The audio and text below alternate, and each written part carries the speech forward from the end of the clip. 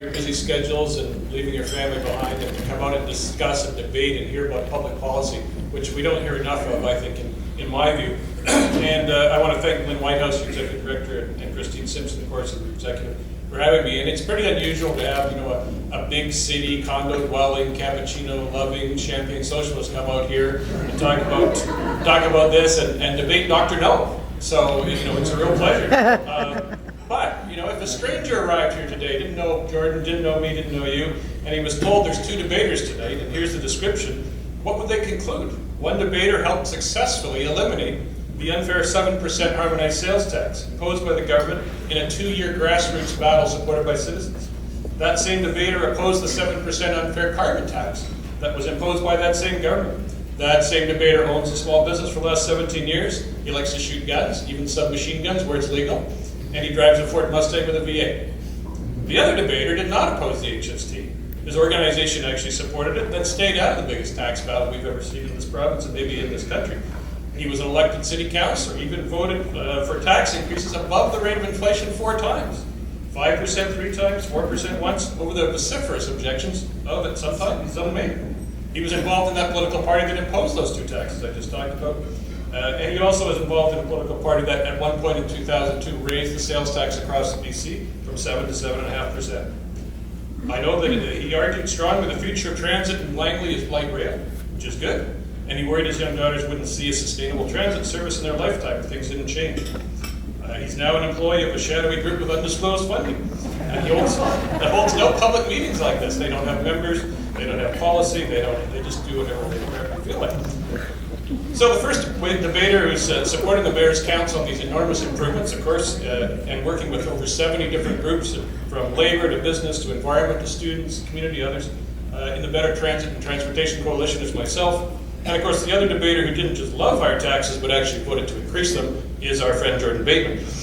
But this debate isn't about Jordan and I. That's just why you're here. This debate really is not about the past. It's not even about the present. This debate is about the future. And it's about our children and our grandchildren's future. As we heard from Mike Buda, we're going to see the Langleys double in size over the next 25 years, 30 years. And we already have now, we know there's 1 million people coming, 1 million to Metro Vancouver. Are we ready to handle it? Are the Langleys ready to handle all those people? Dublin. I don't think we are. And I think that this debate must be about that. It is not, despite everything that Jordan would like, it is not about Translink. It is about transit and transportation improvements. Translink is not on the ballot. Transit management's not on the ballot. Transit mismanagement's not on the ballot. But transportation funding is on the ballot, and that's what we're going to vote on from March to May. This is really a unique opportunity, and I want to be very positive about this, because the Mayor's Council plan, and I recognize the mayors from Langley and the township and city are here who supported this. This is a plan that's going to fix roads. It's going to increase buses by 25%, 400 new buses, including here. It's 200 kilometers of beeline routes, as Mike Buda pointed out. We're talking about 70% of Metro Vancouver residents having access to more frequent service throughout the region. More frequent all-day service, 15-minute service or better 7 days a week in frequent travel corridors. We're talking about more peak hour service. We're talking about 50% more C-bus service for the folks who are going to North Vancouver and West Vancouver. More services all over the place. 80% more night bus service. If you want to go to the casino and have a drink, there'll be more opportunity to drive safely home or take a transit home, as opposed to the drinking driving problems that we still have despite the new rules. 30% more handy dart service for people with disabilities. An important thing that must not be overlooked. We've got upgrades to the Expo, the Millennium, and the Canada Line. 29 new vehicles. Stations being upgraded. More West Coast Express service, 10 additional. We've got 13 new or expanded transit exchanges, 2,700 kilometers of bikeways, and better connections for pedestrians and also walking routes. So that's why this unprecedented coalition, the broadest, the widest, the deepest I've ever seen, has come together with all these different groups. We've got, I'm not going to list them all, but take the rest of the evening, but some of them, we're going to release all that shortly, but some of them have already been mentioned. The BC Chamber of Commerce, for example, Dan Baxter is here from there. The Vancouver Board of Trade, the Downtown Surrey Business Improvement Association, Elizabeth Modell is here today. David Suzuki Foundation, the BC Federation of Labor, Unifor, the National Union, and also locals, Unifor Locals 111 and 2200. Sean Francis from the local that represents mechanics and transit, and C-bus workers is here tonight as well. And all these organizations and dozens more believe that improving our transit system, improving our transportation system is critical to our economy, it's critical to our environment, and it's critical to our quality of life. We know that we're well aware, as I should say, that there are many people who have issues with Translink. And as someone who works with the two Unifor locals, I can tell you they do not love Translink management. They really, Sean's smiling already. They really do not, but they understand how important this referendum is. That's why they're supporting this plan. Not because they don't have any differences with Translink management or Translink, the way it's operated or governed, but because it's about transit and transportation for the future, for those 1 million people coming here. Governance is up to the provincial government. It's not up to the voters in this ballot. It's not up to the mayors. They can't change it. The provincial government can. And if Jordan wants to join me and go to Victoria, and maybe we could talk to a few cabinet ministers like maybe Rich Coleman, I'm willing to take the ferry with him, go over and do it, because I'm happy to talk about governance changes. But it's not on the ballot. The ballot question is very simple. Do you support an affordable, modest 0.5% sales tax increase to fund the dramatic improvement of transit and transportation? Yes or no? Don't make a mistake.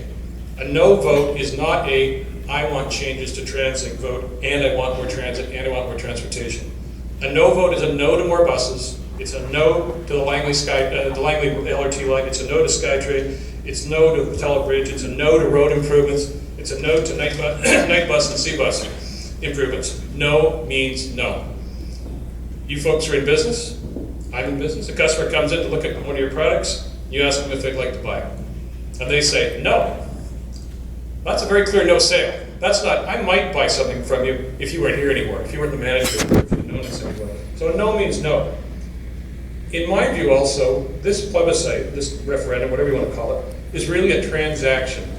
If you pay a small fee and you get a service provided, and it's a dedicated service, it's accountable, it's publicly audited, you're going to get those services that you pay for with that tax.